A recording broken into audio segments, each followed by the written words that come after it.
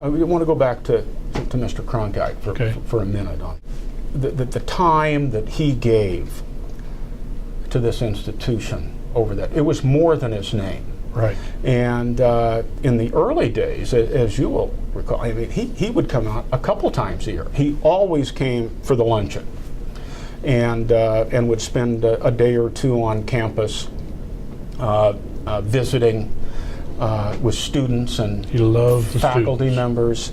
And boy, we would work him hard. We would start with a breakfast somewhere in the morning and usually end up in somebody's house in Sun City at night. And I remember we'd drive back from Sun City at 10 o'clock at night. We always tried to protect him, because those were long days, and we'd put him in my office at Stauffer Hall for a half hour, say 12:30 to 1 o'clock, or 1 o'clock to 1:30, so he could make some telephone calls or whatever before we went out and about. And we would always obviously respect that. The door would be closed and I'd fiddle around.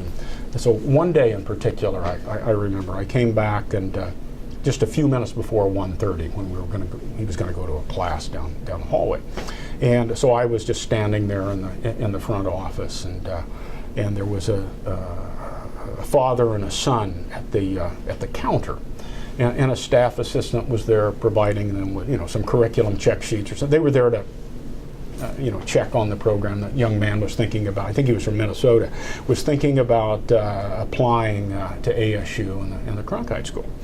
And so they were looking at the information, and all of a sudden the door to my office opened, and Walter walks out and nods his head to the young man and the dad, and says to me, "Well, I'm going to run down the hallway to use the restroom. I'll be back in a couple minutes, and we can head to class."